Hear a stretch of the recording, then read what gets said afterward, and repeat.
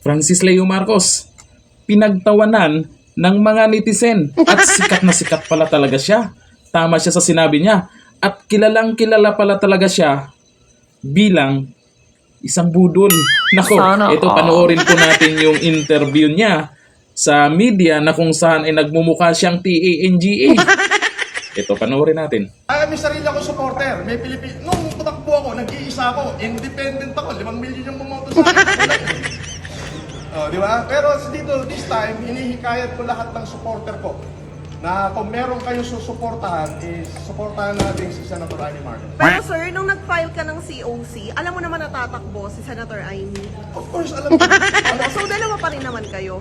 Why, bakit nag-withdraw kayo ngayon? Given Ang very reason, ang pinaka-main reason ng withdrawal ko is to avoid the government is spending another 132 billion para lang sa balota ko. Pwede nga. Hayaan ko sila na is-read yung 6 billion balot na print na para lang sa kapakanan ko, hindi ako mabuting tao nun. Para saan pa at naging good Samaritan tayo.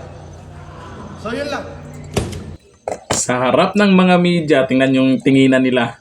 Nagsisinungaling pa rin. Unang-una, naniniwala ba kayo na 5 million ang bumoto sa kanya nung nakaraang eleksyon? Isa pa, yung sinasabi niyang ang dahilan kung bakit umatras siya ay para hindi daw gumastos yung gobyerno para sa pag-imprinta ng panibagong balota. Sabi niya dyan, balota daw niya. Sa isang balota, maraming nakasulat doon. At paalala, maraming inilabas ang Supreme Court na itong nakaraan pa na TRO. Hindi lang pangalan niya. Kaya kahit umatras siya, tuloy pa rin ang nagastos ng gobyerno. Tuloy pa rin ang pag-imprinta ng panibago. Galing-galingan mo na. Hindi lang naman ikaw, marami. At ito pa, ang mga netizen naman, habang nanonood sa kanyang interview, tawang-tawa. At hindi lang yan. Dito natin napatunayan na kilalang kilala na talaga siya. Ito yung mga komento nila. Pakita natin. Kay Raisa, kahit hindi ka nag-withdraw, sino boboto sa'yo? Sabi ni Johnny Dagate, kahit paano gawin mo, tapos na ang Marcos, di na yan iboto si Amy. Inindorso mo pa si Amy Marcos, lalong walang boboto tuloy dyan. Mapagkamalan tuloy si Amy Marcos, nabudol na rin. Ito, sabi ni Mark, hindi ka naman Marcos, nagpipilit ka pa Norman Mangusin. Sabi ni Obang Bang, no vote to Amy. Manggagamit, tingnan mo na nadamay patuloy si Amy Marcos sa'yo. Pag natalo dyan si Amy Marcos, ang sisihin, mga loyalist, etong budol na to. Sabi dito ni Dante, tama lang yan, panggulo lang to sa Senado. Correct, agree ako dyan. Sabi ni Los Oram, si Norman Mangusin po yan, bakit Francis Leo Marcos pa din?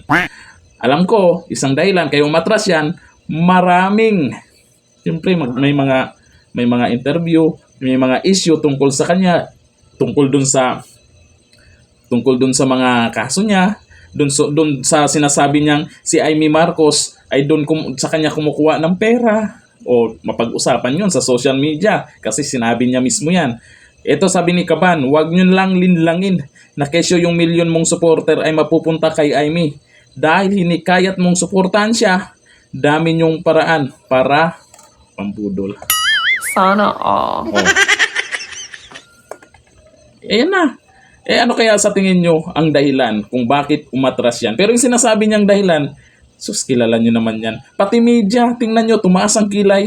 At tingnan nyo naman, napapahiya siya dyan. Alam naman pala niya na may isang Marcos din na tumakbo. Di ba? Ang maniniwala dyan sa paliwanag niya ay halatang talagang hanggang doon lang kayo. Di ba? Kung ano yung sasabihin niya, naniniwala agad kayo. Doon pa lang sa sinabi niyang 5 million bumoto sa akin. Sana all. Di nga. Ito, at least, nalaman natin na umatras siya at hindi na matutuloy yung challenge ko na kung manalo siya, magpakalbo ako. Sana Sayang. all. Dito lang, thank you. Bye-bye.